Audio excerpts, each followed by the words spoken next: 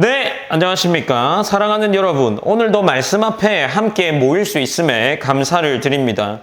우리의 일상 속에서 말씀을 붙들고 기도하는 이 시간이 귀한 줄을 알고 함께 말씀 앞에 나아가고자 합니다. 오늘 함께 살펴볼 본문은 요한계시록 20장 1절에서 15절까지의 말씀을 나누어 보고자 합니다. 이 말씀은 신학적으로 다양한 해석이 있는 본문이기도 합니다. 그러나 오늘은 그런 복잡한 신학적인 이론보다 오늘 이 말씀이 우리에게 무엇을 말하는지를 한번 확인해 보려고 합니다. 20장 1절부터 3절까지는 강렬한 장면들로 시작이 됩니다. 이 강렬한 장면은 요한이 보고 있으니 하늘에 한 천사가 내려오는데 이 천사의 손에는 무저갱의 열쇠와 큰 쇠사슬을 가지고 있었습니다. 그 천사가 용이라는 존재, 20장 2절에 보면 용을 잡으니 곧 옛뱀이요 마귀의 사탄이라 라고 하면서 이 용과 옛뱀, 마귀이자 사탄인 이 존재를 결박하여 1000년 동안 무저갱에 가두고 봉인한다 라는 본문이 등장합니다. 이 장면은 무엇을 보여줄까요? 하나님의 주권을 보여주는 겁니다. 곧 하나님께서 결박하시면 이 용이었던 존재, 하나님의 백성들을 괴롭히고 핍박했던 이 존재도 1000년 동안 아무것도 할 수 없게 될 것이라는 그러한 본문을 보여주고 있는 겁니다. 그러니 하나님께서 악의 권세를 통제하실 수 있다는 것을 오늘 본문이 이야기하고 있는 거죠. 이제 이것은 곧 이어질 천년 왕국과도 연결되는 구절이다라고 할 수 있습니다. 4절부터는 천년 왕국과 관련된 기록이 있습니다. 본문 4절에 보면 사탄이 결박된 기간 동안 왕노릇하는 존재들이 나오는데 그 왕노릇하는 존재들은 그리스도와 함께 왕노릇을 하는 이들입니다. 이들은 예수님을 위해 순교한 자들, 그리고 우상에게 경배하지 않은 자들, 이마에 짐승의 표를 받지 않은 자들이라고 할 수 있습니다. 이들이 살아나서 그리스도와 함께 1000년 동안 왕노릇을 할 것이다 라고 기록을 하고 있습니다. 그리고 이제 이것이 4절부터 6절까지를 이어서 나오면서 6절 후반부에 보면 그리스도의 하나님과 그리스도의 제사장이 되어 1000년 동안 그리스도와 더불어 왕노릇하리라 라고 기록을 하면서 우리가 익히 들어왔던 1000년 왕국과 관련된 구절들이 있습니다. 그렇다면 예수님의 재림이 있을 것인데 그 재림이 곧 하나님의 심판과 연결되고 이 하나님이 종국에 일어날 심판 이후에 그리스도를 보내는데 그 시대가 언제인지를 이 본문이 이야기하는 것이다 라고 할 수 있습니다.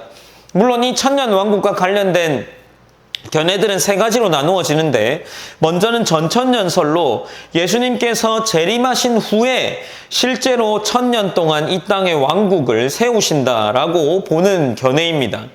후천년설은 복음이 세상에 퍼져서 평화의 시대가 오고 그 이후에 예수님이 재림하신다. 그러니까 평화시대 이후에 예수님이 재림하신다라는 것이 후천년설입니다.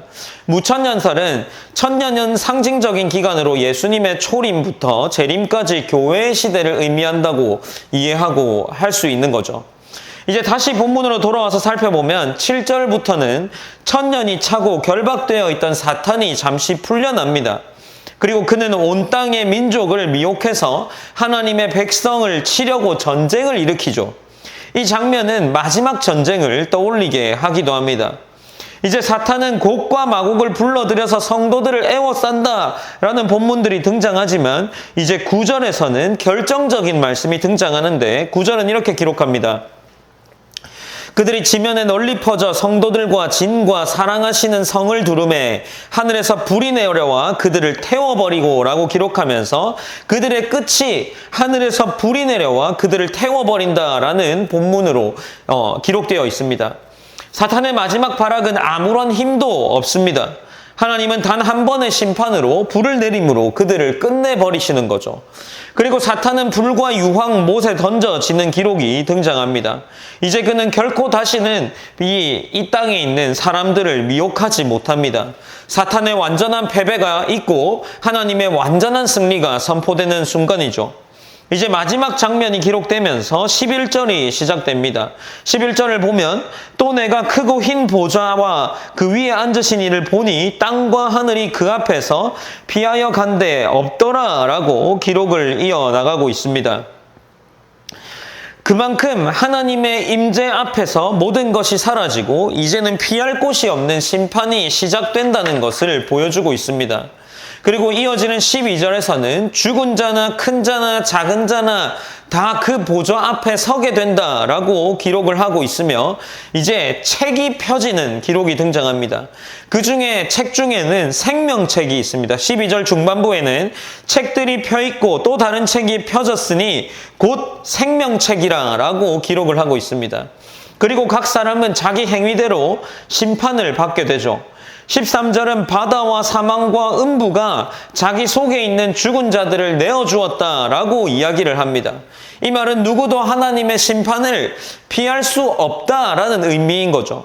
그리고 마지막 14절과 15절에 보면 사망과 음부도 불못에 던져지고 생명책에 기록되지 않은 사람들도 불못에 들어가게 된다라고 기록을 합니다. 이것이 이제 오늘 본문의 내용인 거죠. 어쩌면 이 장면은 두렵기도 합니다. 그러나 이 장면, 생명책에 기록되지 않은 자들도 불못에 던져진다는 것은 우리가 생명책에 기록되었다라는 믿음을 가지고 있을 때 하나님의 공의가 완전히 이루어진다는 의미이기도 합니다. 하나님은 악을 그냥 넘기시지 않으셨고 그들을 심판하십니다. 사망과 음부도 심판하시고 용도 심판하시고 하나님의 백성을 괴롭히고 박해하던 모든 것들을 심판하십니다. 영원한 생명이 약속되어 있다는 것을 믿는 자들에게는 이 하나님께서 생명책에 기록되지 않는 모든 자들을 심판하신다는 것이 큰 은혜가 될 수 있다는 겁니다. 사랑하는 여러분, 우리가 예수님을 믿는 믿음 안에 있을 때 우리는 생명책에 기록된 자들이라는 사실을 기억해야 합니다. 우리의 행위도 중요하지만 예수님의 십자가 공로로 인해서 우리는 이 생명책에 기록된 삶을 살아가고 있습니다. 사랑하는 여러분, 요한계시록 20장 1절에서 15절 말씀은 어쩌면 우리에게 두려움을 주기보다 우리에게 소망을 주는 겁니다.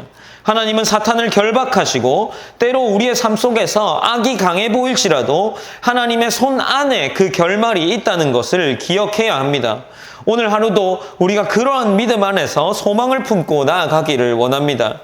우리가 함께 이 본문을 기억하면서 앞서 우리가 이 본문을 통해서 신학적인 이론보다 오늘 본문이 무엇을 의미하는지를 함께 나누고자 한다라고 나누었죠. 오늘 이 말씀은 우리에게 하나님의 공의와 승리 그리고 우리에게 어떤 소망이 있는지를 보여주고 있습니다. 하나님은 반드시 심판하시는 심판의 하나님임을 보여주고 그리고 우리에게 그 심판이 있고 나서 생명책을 통해 심판하심을 보여줌으로 말미암아 우리가 영원한 은혜의 자리에 들어갈 것임을 보여주고 있는 본문이라고 할 수 있는 거죠. 우리가 오늘 본문을 통해서 한번 기도했으면 좋겠습니다. 첫 번째로는 우리의 삶을 조금 담대히 살아나갔으면 좋겠습니다. 우리가 신앙인으로서 그리스도를 믿는 자로서 의기소침해 있는 것이 아니라 하나님의 백성다운 담대함을 가지고 살아나가는 귀한 성도가 될 수 있도록 우리가 그렇게 기도했으면 좋겠습니다. 그리고 두 번째로는 우리의 생명책에 이름이 기록되었다는 사실을 감사하게 누리며 살아갔으면 좋겠습니다. 우리가 요한복음 17장 3절을 제가 여러 번 언급했습니다. 영생은 예수 그리스도와 하나님을 아는 것이다 라고 나누었는데 우리의 생명책이 이름에 기록되어 있다면 우리는 이미 영생을 누리고 있다라는 말씀들을 많이 나누었죠. 우리가 그것을 알고 오늘 우리의 삶이 영생 속에 있음을 기억했으면 합니다. 그리하여서 내가 조금 더 하나님과 소망을 품고 그 하나님을 향한 소망을 가지고 나아가는 어떤 내 삶에 지치는 일이 있을지라도 궁극적으로 우리 안에 있는 그 은혜와 그 그리스도의 사랑들을 풍성히 누릴 수 있기 원한다는 그러한 기도들로 오늘 하루를 시작했으면 좋겠습니다. 일상기도의 말씀들을 통해서 여러분 안에 은혜가 있고 오늘 본문을 통해서 소망과 또 담대한 삶이 있기를 원합니다. 제가 기도함으로 말미암아 오늘 일상기도회를 마무리하도록 하겠습니다. 사랑의 하나님 감사합니다. 하나님 오늘도 어김없이 일상기도의 말씀을 통해서 함께 하나님에 대해서 알아갑니다. 오늘 이 말씀을 통해 하나님을 대해 알아갈 때 우리가 더욱더 복된 하루를 살게 하시고 앞서 나누었던 기도의 제목들처럼 담대한 삶을 살게 함과 동시에 소망을 가지고 소망을 품고 하나님 앞에 나아갈 수 있는 귀한 하나님 자녀 될 수 있도록 오늘 하루 가운데 복을 더하여 주시옵소서. 담대함으로 하나님의 은혜를 더 누리며 나아갈 수 있는 귀한 성도가 될 수 있도록 하나님 인도하여 주시고 붙잡아 주시옵소서. 오늘 하루도 오늘도 하나님 안에 더 풍성한 사랑을 누릴 수 있도록 인도하여 주시옵소서. 모든 영광 하나님께 올려드리며 살아계신 예수님의 이름으로 기도드립니다. 아멘.